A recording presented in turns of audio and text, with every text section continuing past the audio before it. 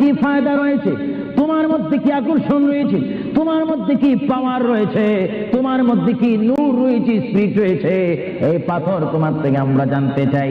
পাথরটি জবাব দিবে, আমার ব্যক্তিগত কোনো গুণ নেই, আল্লাহর প্রিয় নবী, দু জাহানের বাদশা নবী মুহাম্মদুর রাসূলুল্লাহ, আমি পাথরের গায়ে চুমা দেওয়ার কারণে কিয়ামত পর্যন্ত যত মুসলমান আমার গায়ে চুমা দিবে তাদের গুনাহগুলি আমি চুম্বকের মতো চষে নেব। জোরে বলেন সুবহানাল্লাহ, বলেন আল্লাহু আকবার। তাহলে মুহাম্মদ রাসূলুল্লাহ যে পাথরে চুমা দিয়েছে, সেই পাথরে চুমা দিলে গুনাহ হয় না গুনাহ চলে যায়? আরো জোরে বলেন গুনাহ। যদি পাথরকে রাসূল পাক হাত দেওয়ার কারণে পাথরের যদি এত গুণ হয়, এত স্পিরিট হয়, এত গুণগান হয়, আর সেই রাসূলের দরবারে যদি আপনি উপস্থিত হয়ে ইয়া রাসূলুল্লাহ করে ডাক দেন, আপনার গুনাহ মাফ হওয়ার ব্যবস্থা আছে কিনা?